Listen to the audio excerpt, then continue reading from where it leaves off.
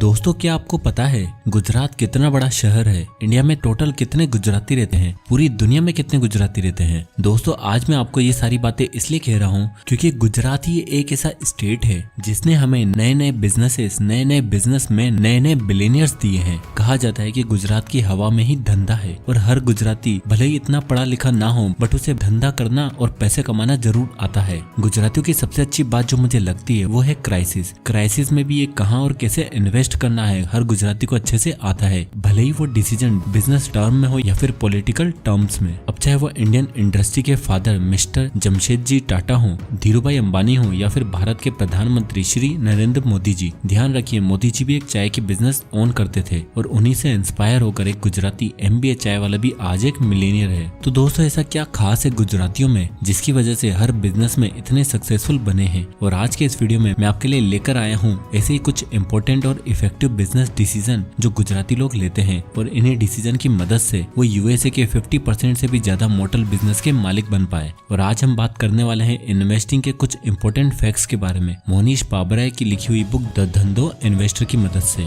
मोनीश पाबराय बोलते हैं कि जब वो इंजीनियरिंग की पढ़ाई कर रहे थे तब उनका एक रूममेट था जो कि गुजराती था और वो हर वीकेंड को अपनी फैमिली से मिलने जाता था और हर संडे नाइट को वापस आ जाता था और मोनीश को बताता रहता था कि किस तरह उनकी फैमिली ने एक नया बिजनेस खरीद लिया है और किस तरह वो नए नए बिजनेस में पैसा लगाकर अच्छा प्रॉफिट कमा रहे हैं। तो मोनीश के मन में इतनी क्यूरियोसिटी बढ़ गई कि उन्होंने इस पर बुक ही लिख डाली। और जब वो ये बुक लिख रहे थे तो उन्होंने ये रिसर्च किया और पाया कि US की 1% पॉपुलेशन ही इंडियन है और उन्हीं इंडियंस में से कुछ है गुजराती पटेल्स। आपने बहुत से लोगों को कहते हुए सुना होगा कि हाई रिस्क ही हाई रिटर्न लेकर आता है, पर इन पटेल्स की फिलोसॉफी थोड़ी अलग है। इनका मानना है कि बिजनेस वो अच्छा होता है जहाँ पर लो रिस्क और हाई रिटर्न हो और हर किसी को ये रूल सीखना बहुत ही जरूरी है। पटेल्स को पहले पाटीदार के नाम से जाना जाता था। पाटीदार का मतलब होता था जमींदार। 1970 में जब कुछ पटेल्स US गए थे तो वहाँ पर मंदी का टाइम चल रहा था और इसी वजह से मोटल बिजनेसेस काफी ज्यादा लॉस में थे और लोग उन्हें काफी सस्ते दामों में सेल कर रहे थे। पटेल्स को पता था कि इकोनॉमी की ये कंडीशन टेम्परेरी है और बहुत ही जल्द इस बिजनेस को काफी ग्रोथ होने वाली है, इसलिए उन्होंने बैंक से थोड़ा पैसा लोन लेकर और कुछ पैसा अपना लगाकर एक मोटल परचेस किया जिसको उन्होंने अपने बाकी कंपटीटर से काफी एफिशिएंटली चलाया। अब क्योंकि उनको ये मोटल सस्ते में मिल गए थे और उनकी ज्यादा कैपिटल भी इन्वेस्टेड नहीं थी, इसलिए उनका रिस्क बहुत ही कम था। ऑथर पटेल्स की इस फिलोसॉफी को नाम देते हैं heads I win, tails I don't lose much. और जब रिसेशन का टाइम खत्म हुआ तो जैसे पटेल्स ने सोचा था बिल्कुल वैसा ही हुआ। उनको काफी ज्यादा अर्निंग्स होने लगी और धीरे धीरे उन्होंने काफी मोटल्स ओन किए और देखते देखते US के 50% से भी ज्यादा मोटल्स के मालिक बन गए। पटेल्स पहले से ही पैसा सेव कर लेते थे और जैसे ही उन्हें कोई लो रिस्क हाई रिटर्न वाली अपॉर्चुनिटी मिलती है तो वो उन बिजनेस में पैसा इन्वेस्ट कर देते थे।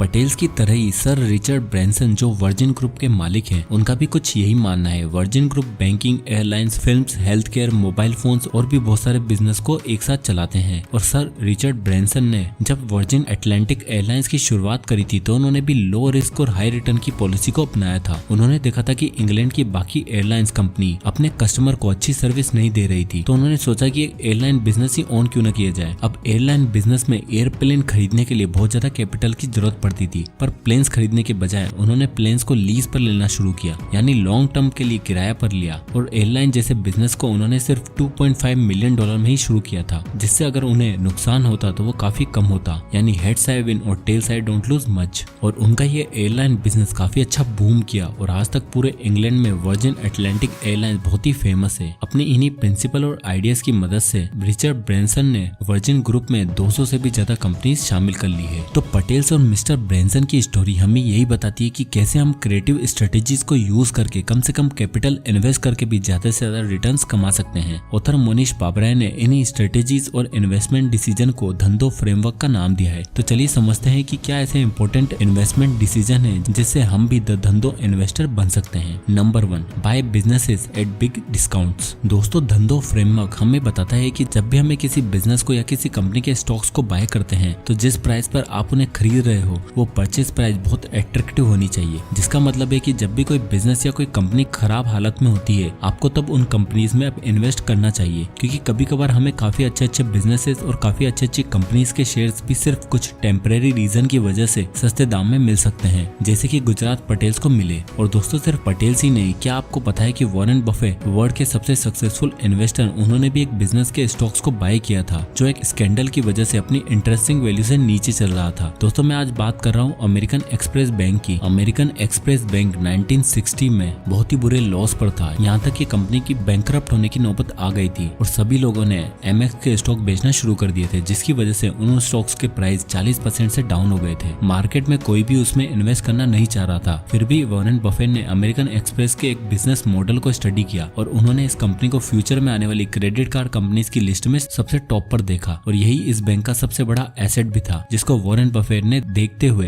कंपनी में $20 मिलियन इन्वेस्ट किए। और सडनली वॉरेन को एमएक्स के जिस क्रेडिट कार्ड मॉडल पर भरोसा था वो सही साबित हुआ और आज यूएस के लोगों में अमेरिकन एक्सप्रेस के क्रेडिट कार्ड का होना एक बहुत ही शान की बात मानी जाती है, जैसे कि मोटर बिजनेस में गुजराती पटेल्स। इसलिए हमें हाई स्केलेबल बिजनेस को तब खरीदना चाहिए जब वो हमें बड़े बड़े डिस्काउंट पर या फिर अपनी इंट्रिंसिक वैल्यू से नीचे मिल रहे हो। Number 2, buy businesses with a durable competitive. मान लो आप अपने शहर में एक इलेक्ट्रॉनिक की शॉप खोली और टाइम के साथ आपकी वो इलेक्ट्रॉनिक की शॉप काफी अच्छे भी चलने लग गई, पर 5 साल के अंदर अंदर आपकी शॉप के आसपास 5 और इलेक्ट्रॉनिक की शॉप खुल चुकी हैं। तो क्या अब आपके शहर की वो पहली इलेक्ट्रॉनिक शॉप पहले जितना रेवेन्यू दे पाएगी? क्या आपकी वो पहली वाली शॉप पहले जितनी सेल्स और प्रॉफिट जनरेट कर पाएगी? अब आपके शहर में 5 से भी ज्यादा शॉप्स ओपन हो चुकी है, तो ऐसे में सबसे ज्यादा धंधा उस शॉप का चलेगा जिसके पास काफी अच्छा कॉम्पिटिटिव एडवांटेज होगा, यानी जिसके पास कॉम्पिटिटर्स के मुकाबले कस्टमर को देने के लिए कुछ अलग प्रोडक्ट्स और अलग सर्विसेज होगी। जैसे कॉम्पिटिटर्स के मुकाबले कम प्राइस, उनके मुकाबले एक डिफरेंट प्रोडक्ट वेराइटीज और कस्टमर को देने वाली आफ्टर सेल सर्विस, जिससे सभी लोग उसी शॉप में सामान खरीदना पसंद करेंगे। यूएस में जब इकोनॉमिक क्राइसिस खत्म हुई तो मोटर्स के बिजनेस फिर से राइज होने लगे। पटेल्स के साथ साथ और भी कंपटीटर ने मोटर्स बिजनेस शुरू किया, पर पटेल्स के पास एक एडवांटेज ये थी कि उन्होंने अपने मोटर्स की प्राइस काफी सस्ते रखे थे और मोटर्स का मोस्टली काम वो खुद अपने आप ही करते थे, जिसकी वजह से उनकी कॉस्ट भी काफी कम हो रही थी और उन्हें अच्छा खासा प्रॉफिट भी हो रहा था। क्राइसिस के बाद हर इंसान के मन में था कि वो सस्ते से सस्ते दाम में बेस्ट सर्विस का मजा उठाए और उनको यही एडवांटेज दिया पटेल्स ने। जहां सभी मोटर्स ने ज्यादा पैसा कमाने के चक्कर में प्राइस हाई कर दिए, वहीं पटेल्स ने अपने प्राइसेस को कम रखा, जिससे हाईवे से आने वाले मोस्टली लोग उनके ही मोटर्स में रुकते थे। दोस्तों अगर कोई भी बिजनेस बहुत अच्छा चल रहा है पर उसका कोई कॉम्पिटिटिव एडवांटेज ही नहीं है जो कस्टमर को अट्रैक्ट कर सके, तो ऐसा बिजनेस टाइम के साथ साथ खत्म होने लगता है। अब आता है number 3, bet heavily when odds are in your favour.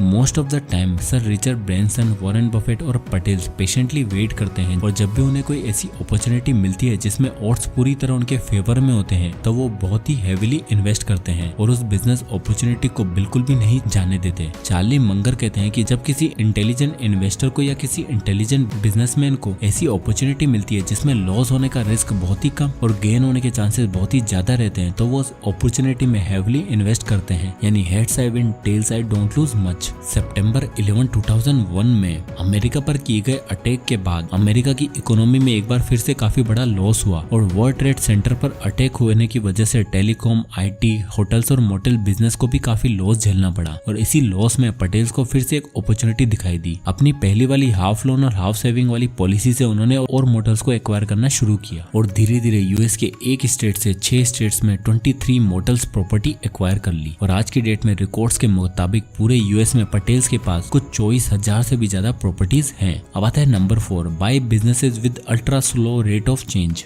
Author बोलते हैं कि हमें हमेशा ऐसे बेट्स या ऐसे बिजनेस में पैसा इन्वेस्ट करना चाहिए जिनका रेट ऑफ चेंज काफी स्लो होता है और पटेल्स भी इसी तरह के कुछ बिजनेस को सिलेक्ट करते हैं जिससे वो पता लगा पाए कि आने वाले टाइम में उन्हें इस बिजनेस में कितना प्रॉफिट हो सकता है। दोस्तों मैं जब भी चेंज का नाम लेता हूँ तो आप लोगों में से मोस्टली लोगों को दिमाग में एक ही बिजनेस आता होगा और वो है टेक्नोलॉजी बिजनेस। पर टेक बिजनेस में रेट ऑफ चेंज इतना फास्ट होता है कि कभी कभी वो चीज सही साबित हो जाती है बट कभी कभार लॉस भी फेस करना पड़ता है और आज भी कुछ ऐसी कंपनीज है जो एक तरह के बिजनेस मॉडल को काफी बढ़िया तरीके से चला रही हैं और बिना चेंज को या स्लाइटली चेंज के बावजूद वो अपने टॉप पर बनी हुई हैं। चलिए इसे एग्जांपल के थ्रू समझते हैं। अमेज़न कंपनी के फाउंडर मिस्टर जेफ बेजोस से एक बार उनके इन्वेस्टर ने पूछा कि आने वाले अगले 10 सालों में आपके पास अमेज़न को ग्रो करने के लिए क्या क्या प्लान्स है और पूछा कि आपके क्या प्लान्स है टेक्नोलॉजी में आए नए नए चेंजेस जैसे क्रिप्टो करेंसी, ब्लॉकचेन, इनके ऊपर। तो इस पर बेजोस ने जवाब दिया, मेरा फोकस उन चीजों पर नहीं जो आने वाले 10 सालों में चेंज हो जाएंगी, बल्कि मेरा फोकस उन सभी चीजों पर है जो 10 साल बाद भी चेंज नहीं होगी।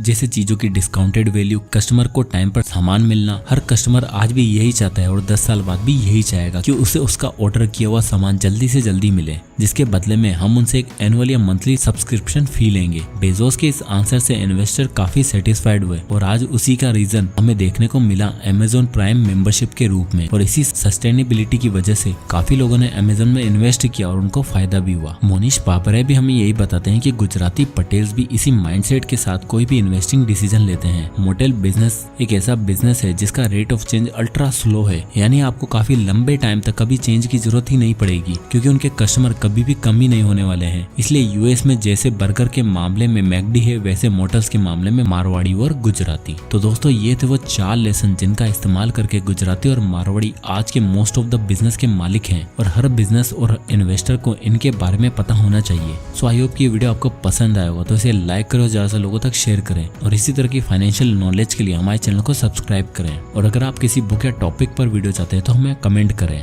तो मिलते हैं नेक्स्ट वीडियो में, तब तक के लिए जय हिंद।